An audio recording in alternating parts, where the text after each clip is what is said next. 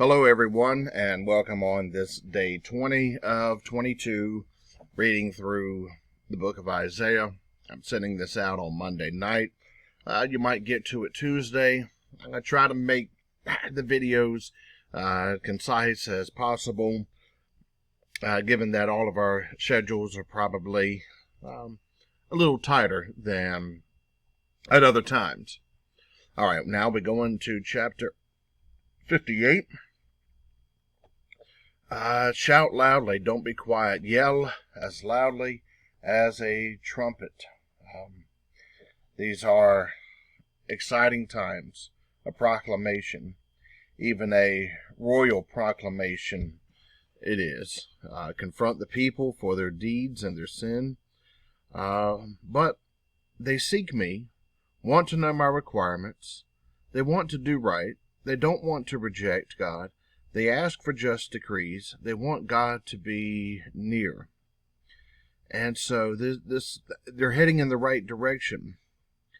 Why don't you pay attention when we fast or humble ourselves?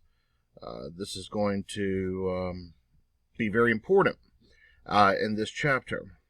Look here, at the same time you fast, you satisfy your selfish desires by oppressing your workers. What's furthermore, you fast and you get into arguments, brawls, and fist fights. You do this and your voice isn't going to be heard. Okay, so they're doing religious things. They want godly things. However, they are not practicing godliness, certainly not in terms of what we have found in this letter. While they're doing religious things, they believe that they have humbled themselves. Now remember, it's throughout this letter, the reversal of status. Those that were proud will be humbled. They eventually realize, evidently, that humility definitely puts them in a better posture for God's dealings. But yet they are oppressing their workers. Got some ideas of labor law here. Again, excuse me, as much as we've seen sin talked about, there's these very practical things here. They might be avoiding some of the, quote, sin, bad moral behavior, but yet they're oppressing their workers. They're doing religious things, but they're getting in arguments, brawls, and fistfights. This isn't what God wants. Verse 5, He doesn't want them just to humble themselves by way of bowing their heads and the way of their dress. The kind of fast that God wants is to remove the chains, to tear away the ropes and yoke, and to set free the oppressed. That's what God wants.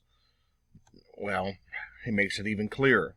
I want you to share your food with the hungry and provide shelter for homeless and oppressed people.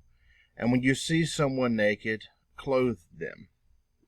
Okay, so they could do many religious things, and yet, without perfecting some of these ideas, yet they are still not, excuse me, in a true posture of submission to God. Let's scroll down and look at verses 12 and 13 and maybe 14 here. Your ruins are going to be rebuilt. You're going to establish ancient foundations. The broken walls are going to be repaired. Things are going to get better. There's going to be prosperity once again. But all of this, it seems to be very contingent on showing that true posture and generosity mentioned here for them to not oppress their workers and to share their food with the hungry, shelter oppressed, and clothe the naked. One of the things that I didn't mention yesterday that I wish that I had, if there's things every day that come into memory too late, back in 2 chapters earlier, that what we read yesterday, Isaiah 56, this is one of the portions that Jesus was quoting from in the temple, when he said, as it is written, my house shall be called a house of prayer, but you've turned it into a den of thieves. He was quoting from Isaiah 56 as well as Jeremiah 7.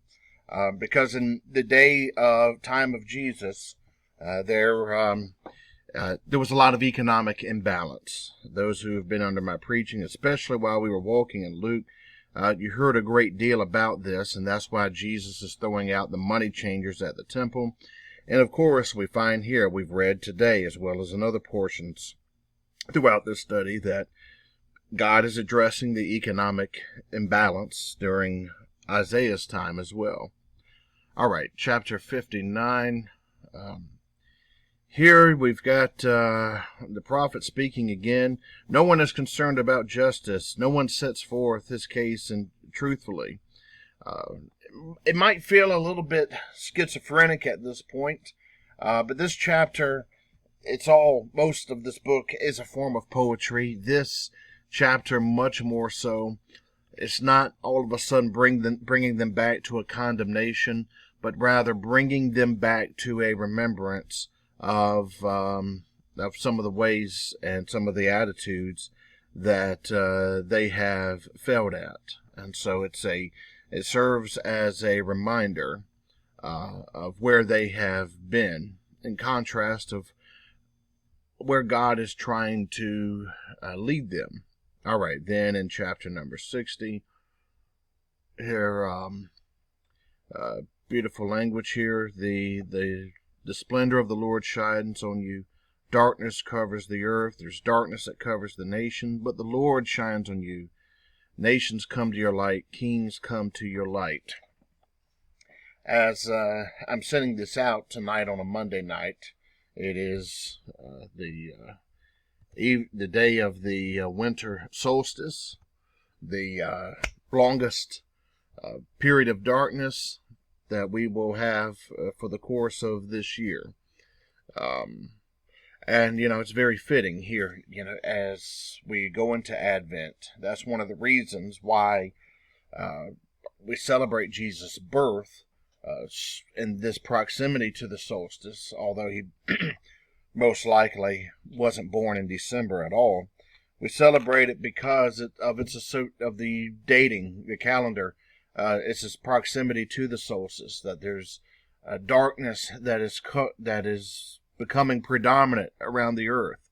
And to the ancient people, some of them in their mythology, they were concerned if it's going to continue to be more dark, this is going to be detrimental to our survival as the days get shorter and the nights become longer. And then yet at the solstice, it's as though the sun, S-U-N, rises again, and the days begin to go longer. And so with the advent of Christ, it's much of the same thinking. The sun, S-O-N, has come. There is light in the world. Things are shining a bit brighter from period of time to period of time. It's hard sometimes to examine and see the optimistic tone when in our short lifespan. But if we look since the time of the Advent, this world is very much a different place. And while we still struggle with problems, yet I argue this world is a much better place than it was in the first century. I think history helps illustrate that. Although, again, so I'm not misunderstood, I will concur that we have our own set of problems today.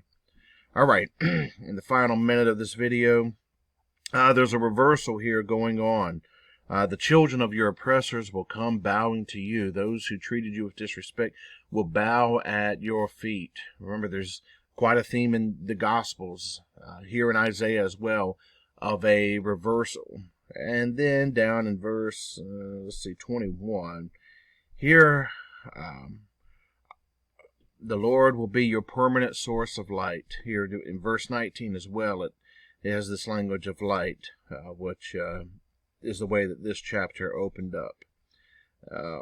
And so, all right, I'll close it here and see you again tomorrow for the next to the last day of this study.